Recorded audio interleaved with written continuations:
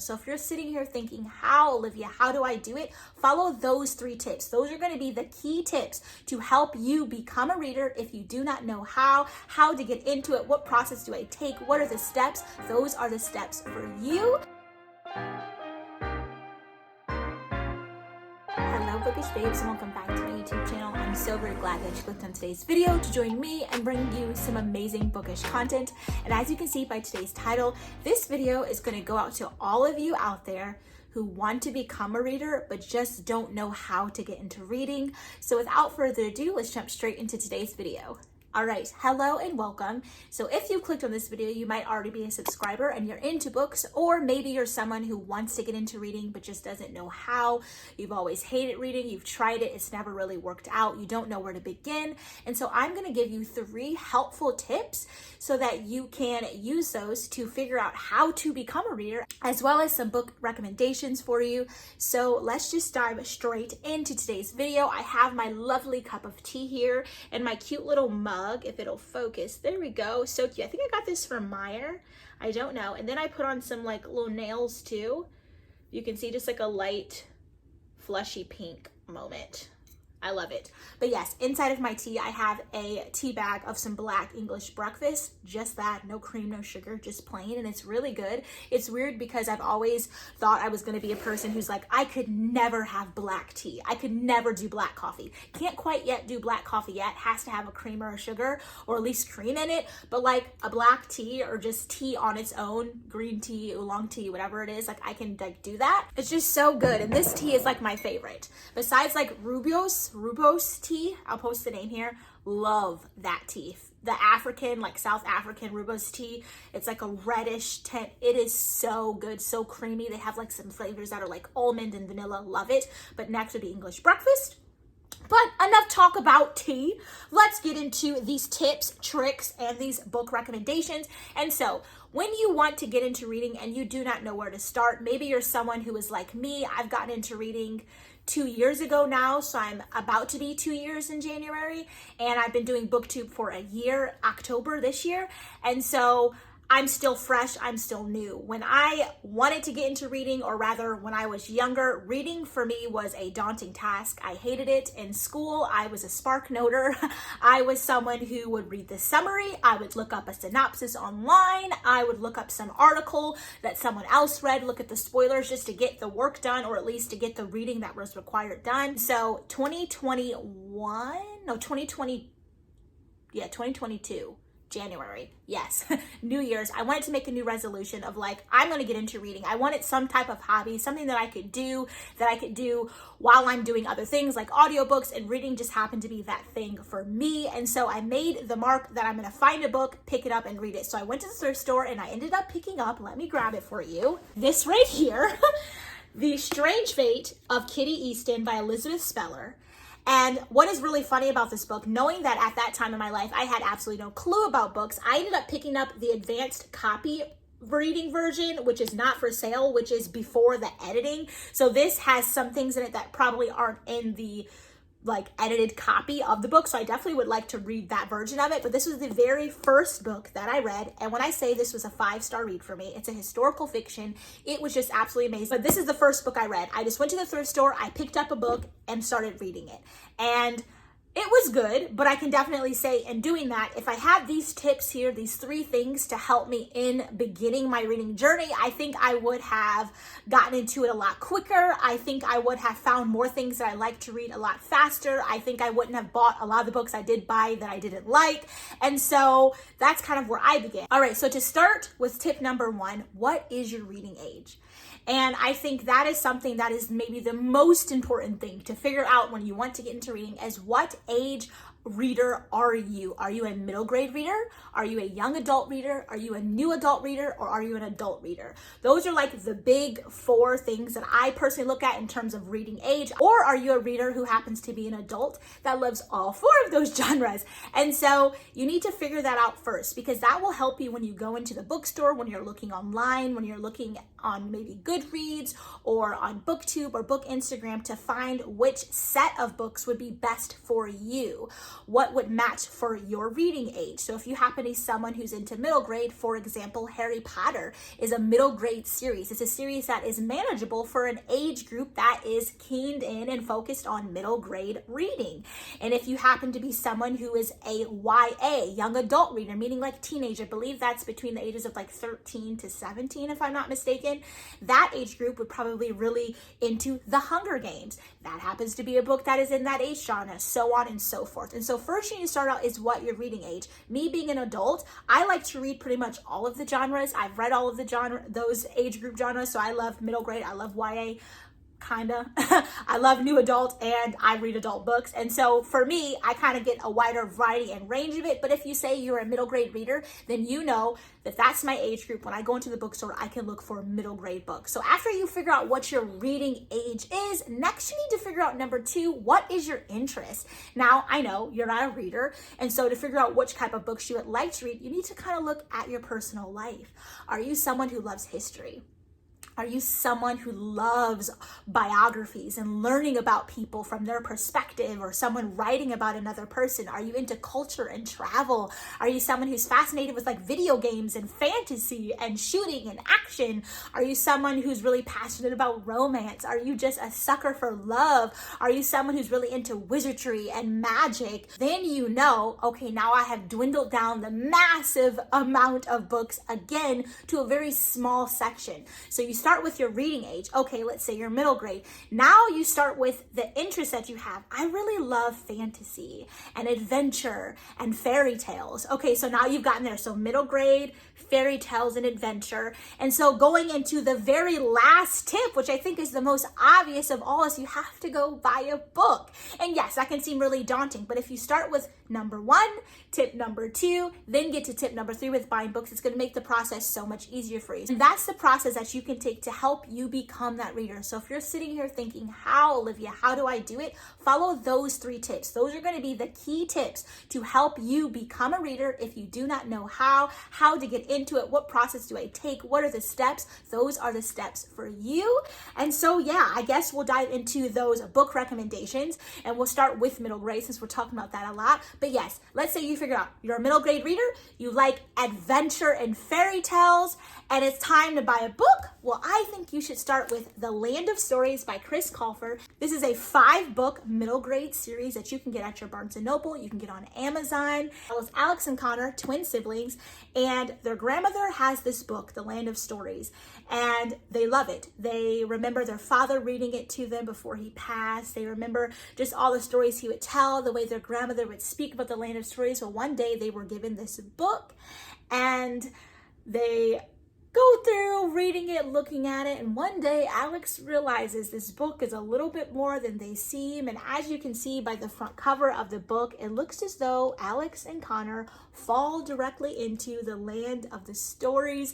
And while they're in the land of stories, they go on the wildest adventure. They are meeting all the princesses: Sleeping Beauty, Snow White, Cinderella, talking frogs, the big bad wolf, the 3 little pigs.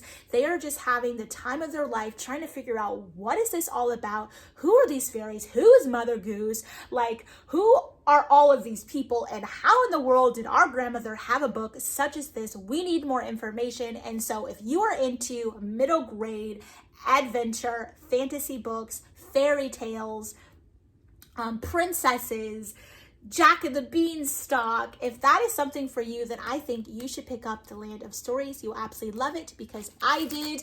I'm currently in the middle of book number 2 right now.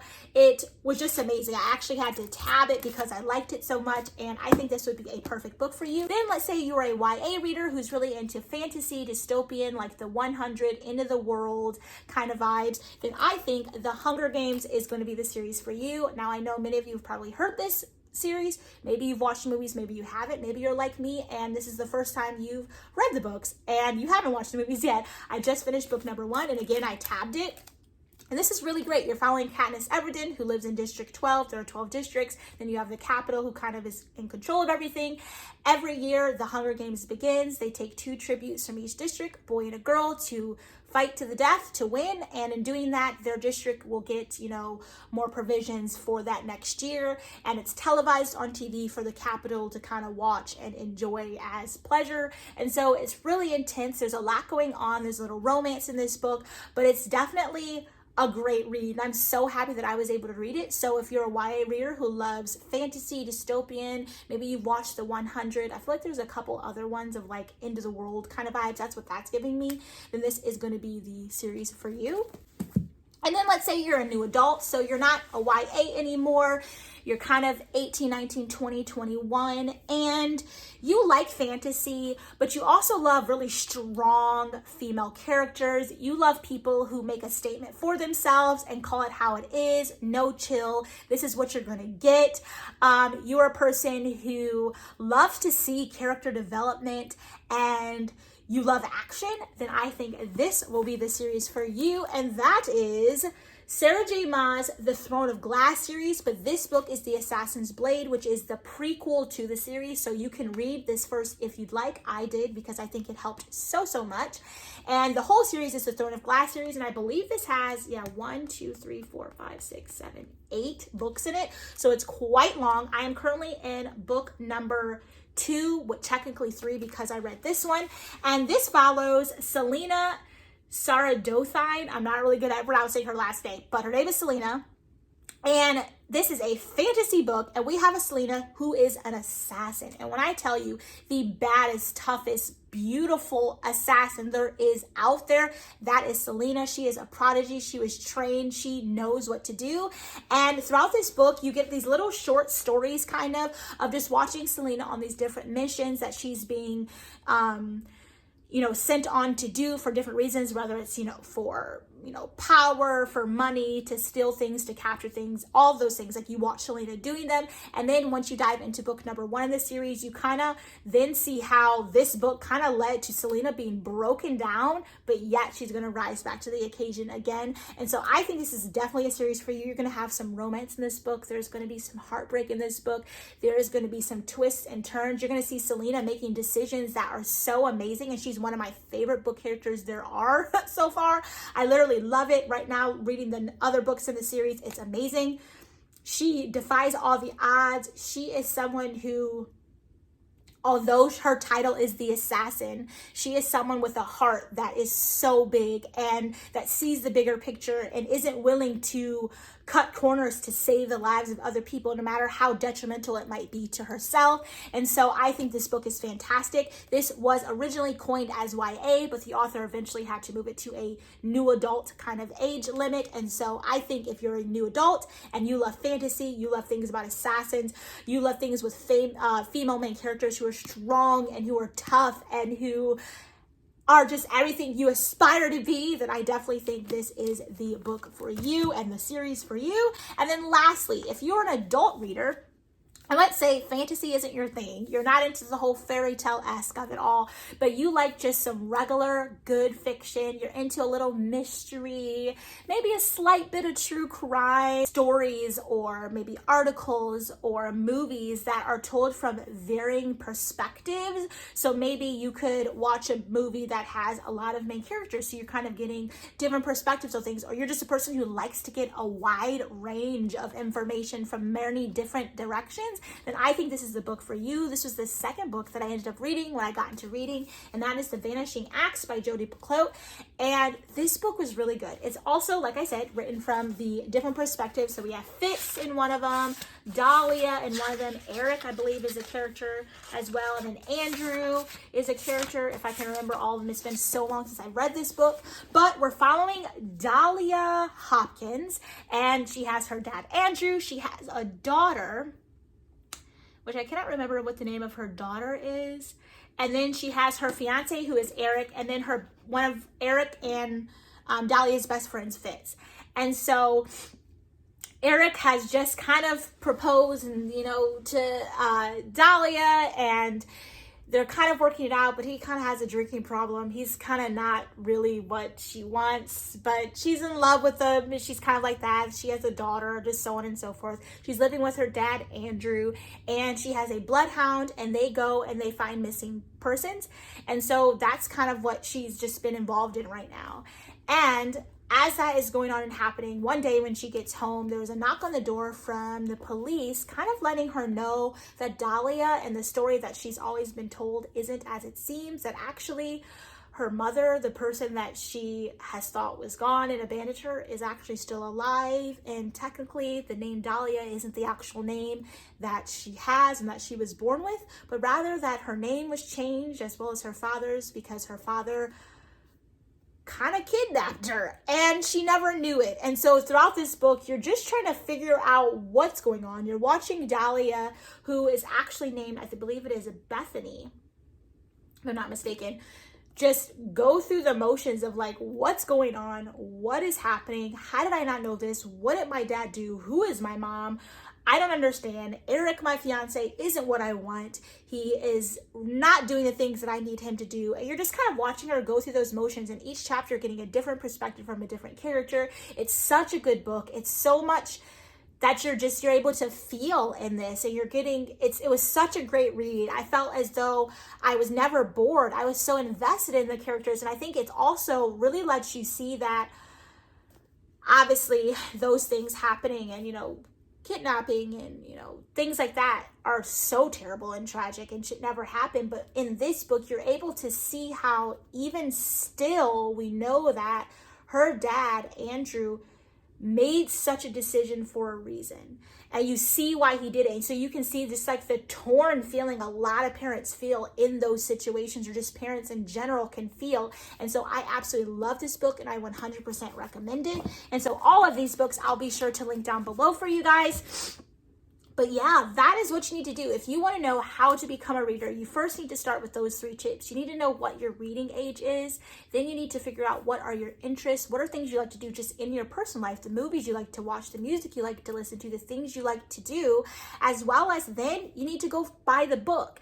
And so I think if you can follow those 3 tips and then maybe even pick up some of these book recommendations that I give you, I think you will be on the perfect direction and course to become a reader that you want to be, reading so many books and just enjoying it. And so if you really like this video, if it brought you any type of joy or any of these tips helped you, or if you are a reader and you're reading this and you have some great tips as well, leave them down below in the comments. I would love to hear them, and I think anyone who needs help in this area would love to hear them as well. And so do not forget to give the video a thumbs up and hit your notification bell. Then every time I post, you can be notified. And subscribe to my YouTube channel and join the Bookish fam, because honestly, we're so nice and we have a lot of fun together. And then without further ado, I will catch you guys all in my very next video. And